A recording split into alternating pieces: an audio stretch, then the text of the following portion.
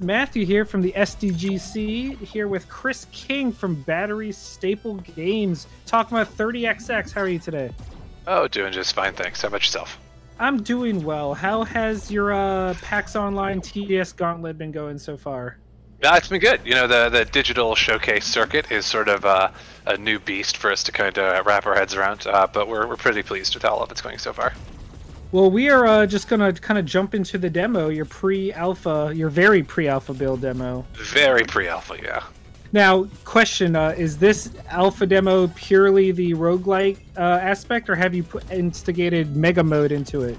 It is purely the like aspect. So one of the interesting things for us about sort of starting to talk more about mega mode after our announcement maybe 2 weeks ago now, I think, is that mode itself doesn't necessarily show super well in sort of a really like tightly packed demo like this.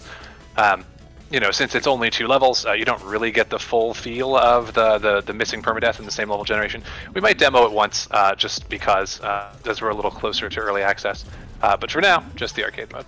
Well, I just, from a personal standpoint, I want to thank you because permadeath is probably the reason that roguelikes as a genre don't really grab me as much, even though I love 20XX and it was one of the few that I stuck with.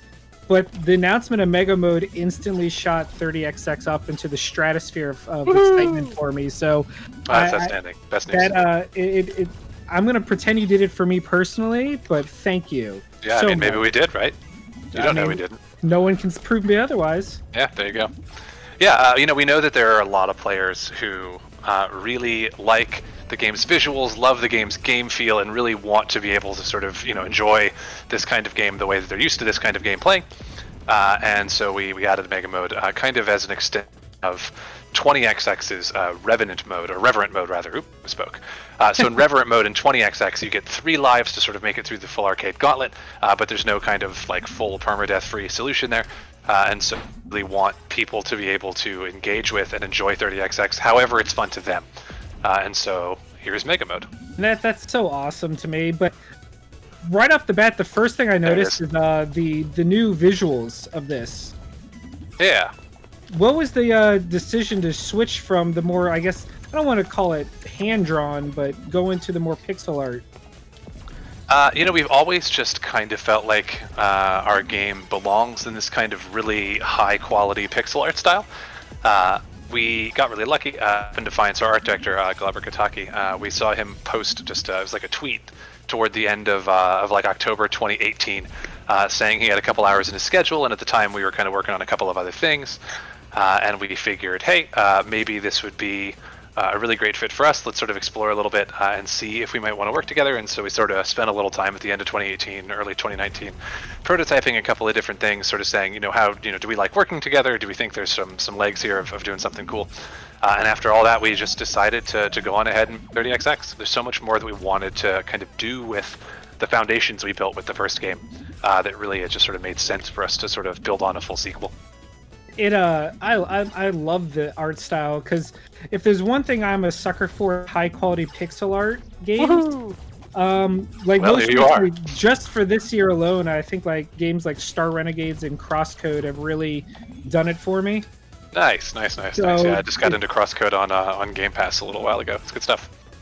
Exactly, and you are, as much as I love the first 20XX, just seeing the graphical, I don't want to call it an upgrade, but change makes it feel very, like you said, in the vein of the kind of homage and experience you're going for. Right. We think it's a combination of a wonderful fit for the material and just really high quality visuals in general. And so we're super happy to be where we are now. Now, how long has this game been in development? It kind of depends on how you measure. So Glaber and I started to prototype this and a few other titles, you know, almost 2 years ago now, right? Like we're at the end of September 2020. We started poking around at that at the end of October 2018, but we haven't had the full team together for more than about a year. So it's been about a year, you know, sort of full bore, everybody that we want to hire hired, moving forward like that. Now, has the team size increased from 20 to 30?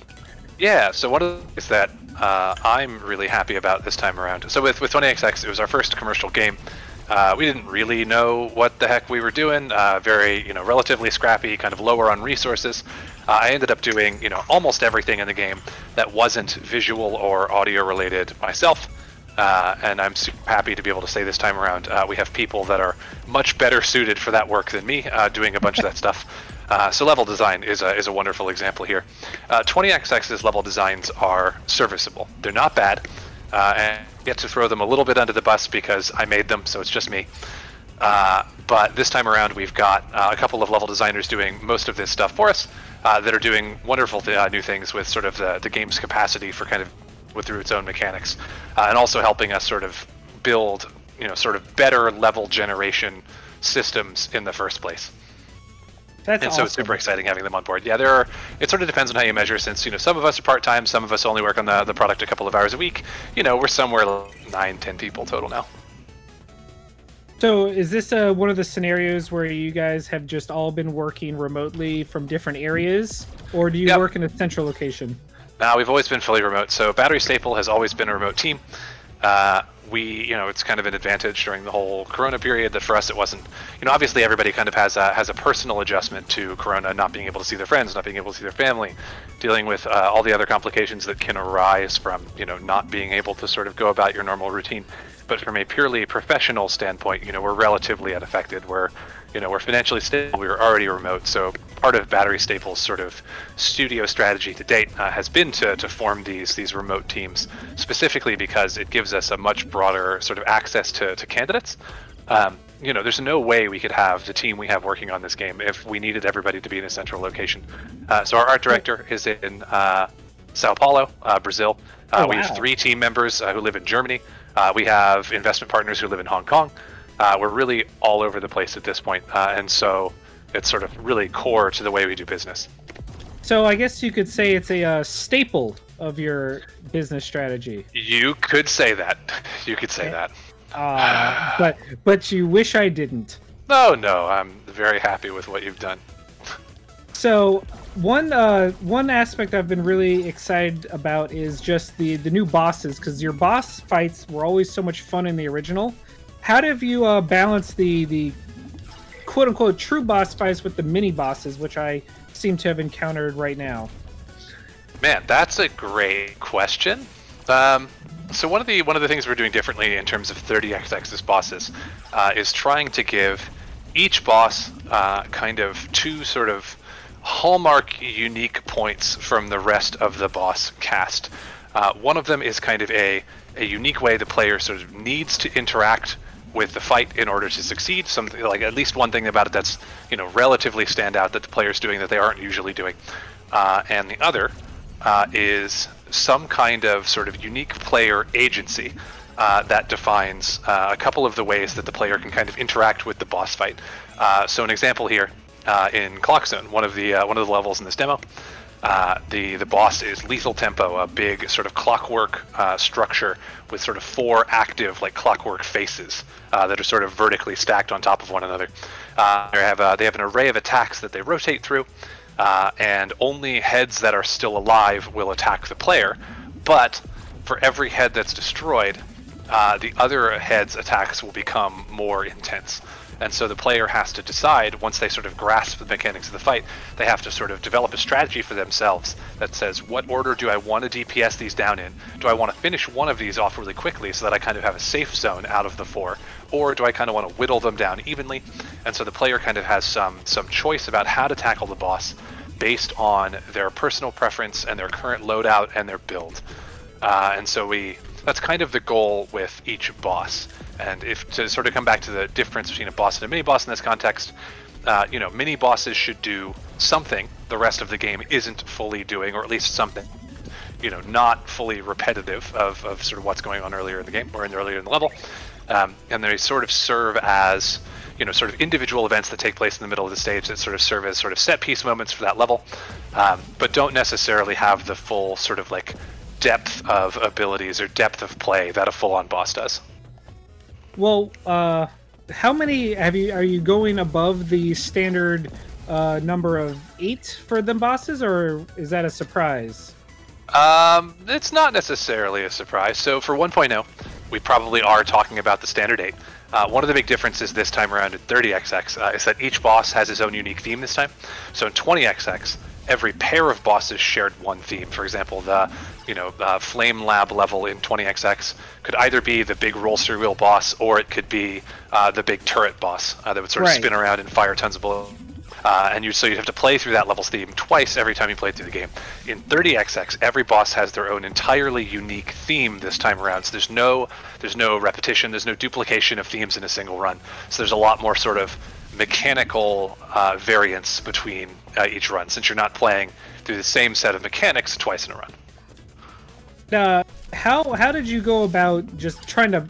I feel like on roguelike games, especially where your powers and your purchases and everything can be so varied, that balancing could be a logistical nightmare. How have you decided to try and keep it strict, or are you kind of letting gamers go wild and break the game as they see fit? Yeah, balance is sort of an interesting topic for these kinds of games, because on one hand, so some amount of balance is important.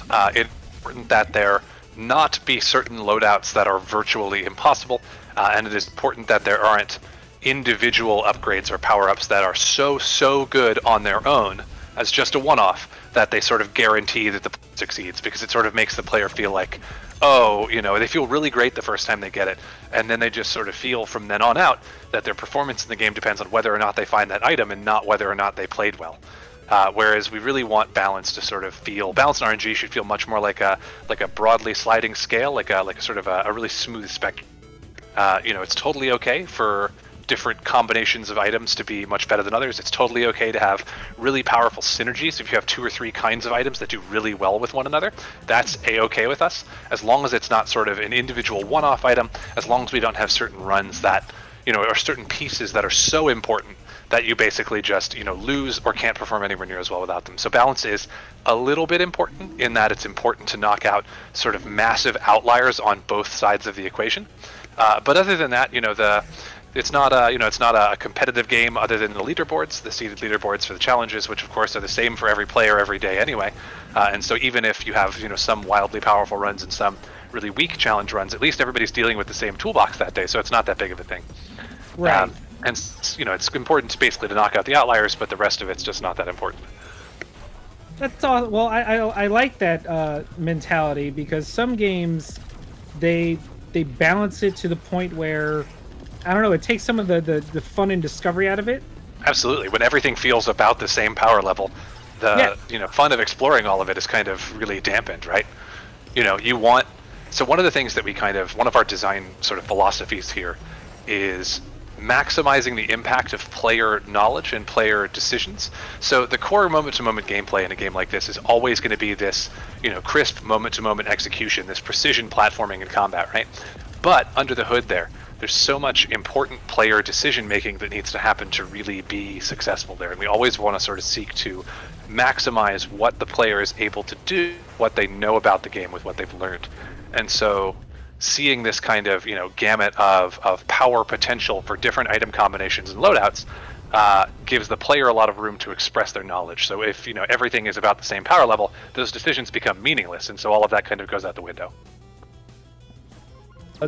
Another question I have is the influence of Mega Man X and Zero specifically really shine through, but how much do you plan versus I don't know how much you can talk about Mega Mode, but in the standard, what carries over from permadeath to permadeath? Because these games live and die on the ability that you, or the feeling that you have progress through your runs.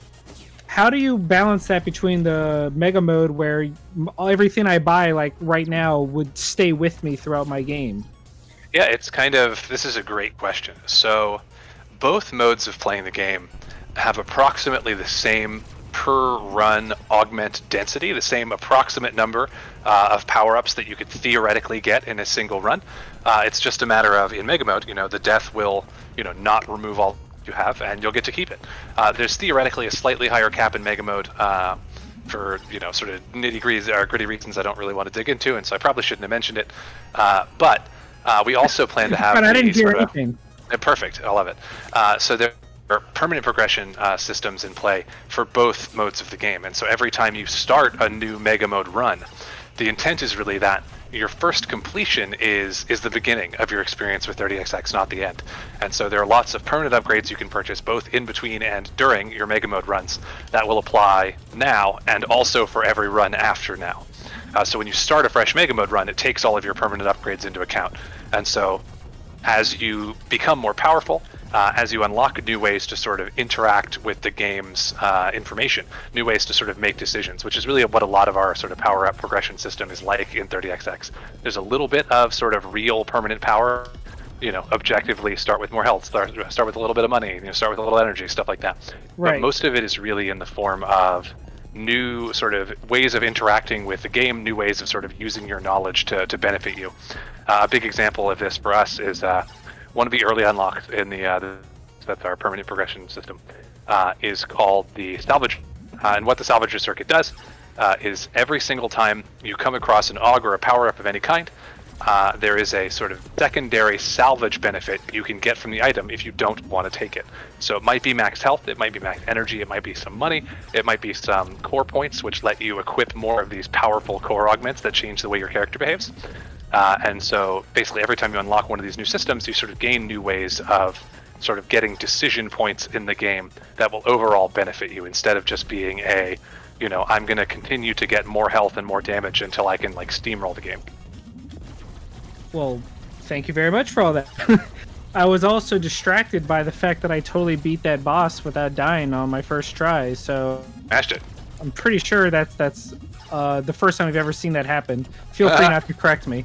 No, you're crushing it. So one thing I've always wanted to ask you all specifically is one of the things that always stuck out for me about 20XX, and it's part of why I bit the bullet and first tried you out, besides being a lifelong Mega Man fan, is your constant presence at PAX. It felt like every year 20XX was just there. It was a staple of the show. Yeah. Have you found that your trade show presence has been part of your overall marketing method? Or are you looking for 30XX to look at more traditional means, I guess?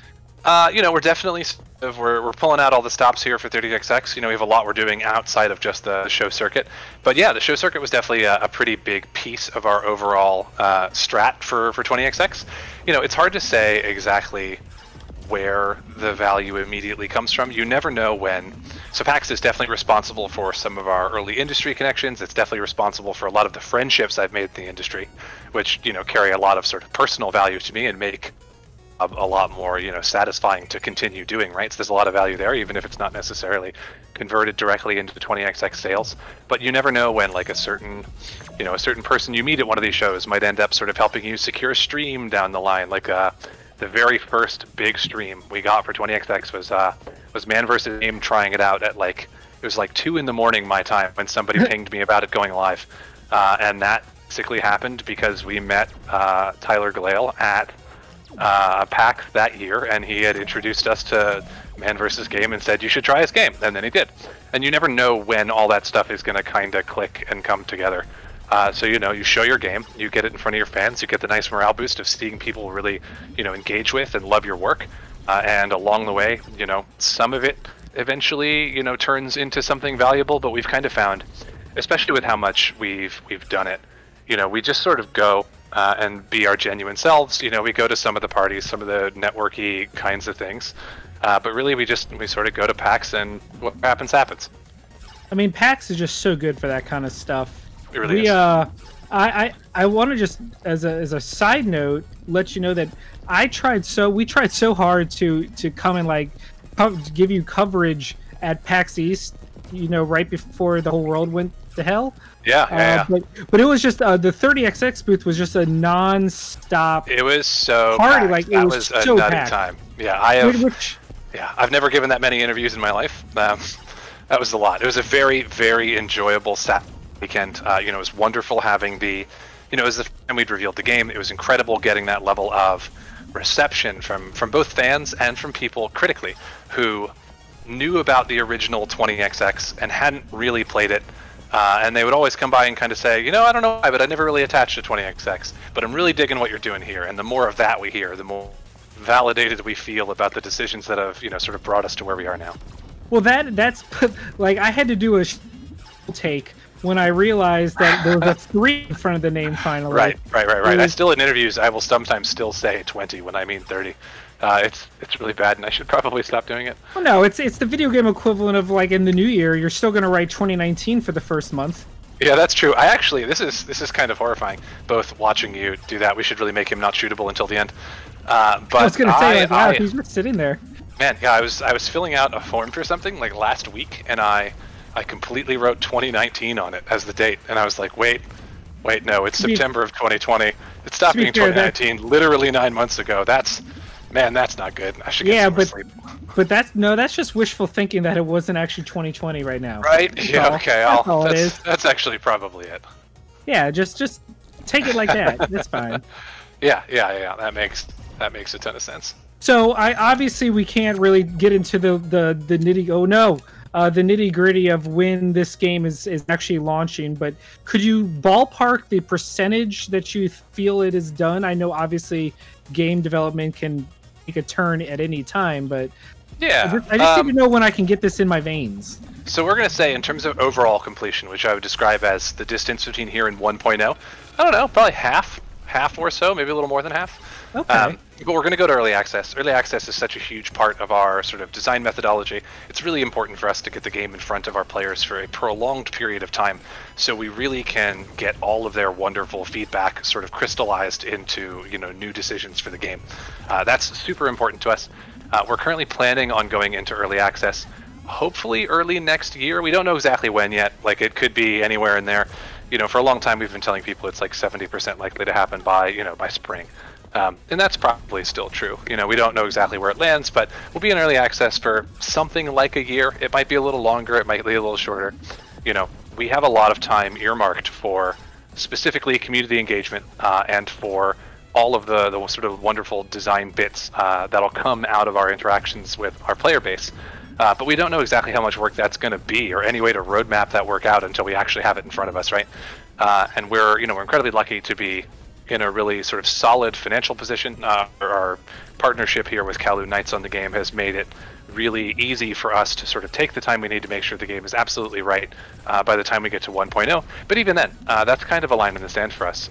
We fully intend to continue to support the game long-term post 1.0 with all sorts of that will sort of help keep the game fresh and alive and give veteran players more cool stuff to do, and new players more reasons to check the game out. We really want to continue to sort of push the game and push sort of live updates for the game for a long time. That actually was going to be my next question, was did you have planned for DLC this time around? Yeah, we never know. We never know if it's going to be in the form of DLC, free updates. I'm sure it'll end up being a mix of both. The dream there is, do so well that you can afford to just continue to make free content basically forever, right? So this is the Terraria model, and I say Terraria model because a game that basically is the equivalent of winning the lottery can't really be like referenced as a model in any like really sustainable, repeatable way. Like, sure, the goal of sell so many copies that you have endless financial funding to make more of the game, like that sounds great, right?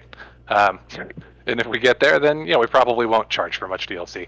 But it may make a lot of sense for us to, do some amount of free updates, some amount of DLC content, kind of like how we, so with the first game, we didn't do as much sort of post-release updating as we'd like to do for 30XX. We did sort of 3 really major content patches, and then we added the 2 DLC characters, and then just a couple of sort of polish and tweaky bits over time, but not a whole lot of like additional content. And so that kind of is probably about what we have in mind. But again, I don't want to promise any amount of, any balance there, because we just don't know what that's going to look like until we have the numbers in front of us. And the games industry is a spicy, volatile place, and we don't put it mildly. Yes, we're not in the business of pre-hatch chicken counting over here. We like our chickens well and hatched before we count them. Well, I have 2 comments back to back right now. Sure. The first is that I predict that by the time 30XX comes out, Terraria will be calling it the 30XX model. So that's very sit on. Very kind of you. But also, I finally died, and I'm looking. That was your first shot. You literally just installed the thing. That was really great. Yes, I just installed it. But I mean, like I said, I grew up playing Mega Man, so this is kind of it's into a warm like a bike. Yeah, you pick up the the specifics of each title, but you know, but Yeah. I love your jeering comment section. Is that going to be something that is robust, or if I going to be seeing a lot of the same jeering comments? I hope you have a large pool to pull from. Yeah, that's definitely still the plan. Oh, good. That makes me happy. So Yeah, I don't know if some of the ones like specifically from 20XX necessarily stick around, but honestly, they still apply. They still fit pretty well. So we might see some revisions. We might see some new ones. We might even see some sequel feeling comments. We'll see. So, this is I don't know how much time you actually have for me because I could So I actually don't have it for a 3 o'clock today. I do have a 3:30. There's a little bit I need to get done before that 3:30, so I could go about another 10, 15 minutes or so if you've got more questions. Well, yeah, you know what? I do have some questions, but I'll pause on playing the game so I can concentrate on them. Like half the time I had my next question cocked in my mind, then I'm like, oh wait, but I got to get through this platforming section, and I kind of got distracted, which I guess is a good sign about your game. I think it is. So how long has Chris King been at Batterystaple Games? Like how long has the company been in existence? We started, kind of depends on how you measure a little bit. Day one of the 20X project was July 1, 2013, so a little over 7 years ago now.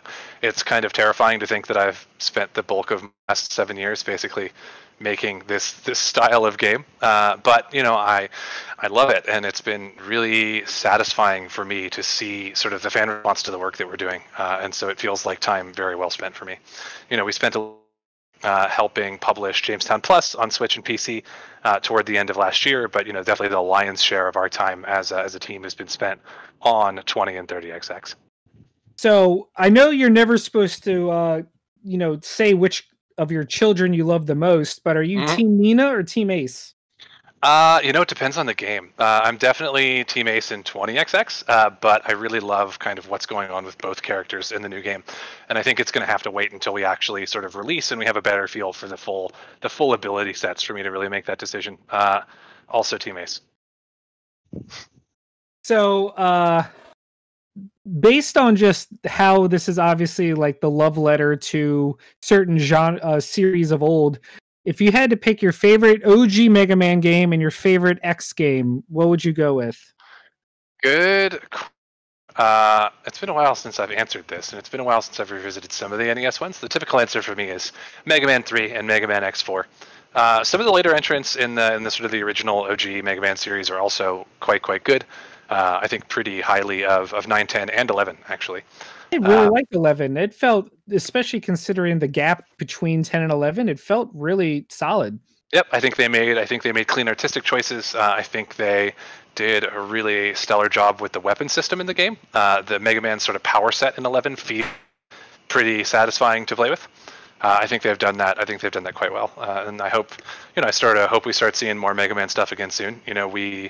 I tuned into the the Capcom showcase from the other day. Hope to hear some new Mega Man-ish stuff, and didn't yet. But they may be working on X9 as we speak. We have no idea. I would love to see it. I have to say your answer makes me really happy because Mega Man 3 is my favorite of the OGs, but Mega Man X4 is my favorite X because I felt it was the first time Zero truly shined. Correct. And exactly why I feel the way I do.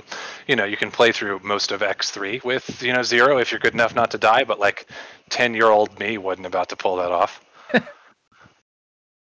I knew there was a reason that you were my new best friend, Chris. I just, now it's solidified. Fantastic. Well, you know what? I know you do have stuff to do, so I'm going to end on 2 questions for you. One is where you get to promote yourself. Can you please just let everyone know where they can follow you, the company 30XX, all that fun stuff? I always forget to bring this up on my own, so I really appreciate it when someone does for me. So the best way is for you to hear more stuff about 30XX if you want to make sure you're sort of in the loop, both as we approach early access early next year and as we approach our sort of smaller closed alpha at the end of this year, is to follow us on Twitter at Batterystaple_G. It's _G because I'm really bad at social media. You can join the Discord at discord.gg/20xx. It's 20xx because you're not allowed to have multiple vanity links for the same server, and we sort of share Discord communities between the first game and the second game. You can follow and wishlist the game on Steam, so you'll hear all of our Steam announcements. You'll get notifications when the game finally becomes available for purchase in early access. And yeah, you can visit batterystaplegames.com, but it's really just going to point you toward all of those other things I just mentioned. So Twitter, Discord, Steam, follow us, do all that good stuff. That's definitely the best way to hear more about what we're up to with 30XX. I just did it myself, so all the other kids follow my example. Woohoo! But my last question is the question I end every interview with, and it's the most important. It's also sometimes the most difficult, so prepare yourself mentally. All right, hang on a second. All right, go ahead. If you had to choose in your heart of hearts, cake or pie? Oh, a pie, 100%. That's my boy. Like a nice either like apple or like pecan pie. Like I'm super on board. It's not even that tough for me. I'm not a big cake person in general, so it's not too tough of a choice, thankfully. Well, you know what? I agree with you wholeheartedly, and this is what a great way to cap it all off. Right? Yeah. Really lets you feel like we're on the same page here. It's nice. We are. I mean, between Mega Man choices and cake versus pie, like we're vibing. I love it. Mm-hmm. Well, thank you very much, Chris King of Batterystaple Games, creators of 30XX. This has been a delight. I'm very happy to finally have gotten my hands on it since I missed out on it at PAX. Just thank you so much for taking the time to. Yeah, it's been a pleasure, Matt. Thanks so much for having me. We look forward to covering it in early access all the way up to big boy launch time. Woo, man! We should stop calling it 1.0. We should just start calling it big boy launch time. I mean, feel free. That is my gift to you. So feel free to run with it. You don't even have to give me royalty checks. It's fine. Right on. Yeah. Thanks so much for your time. This was fun.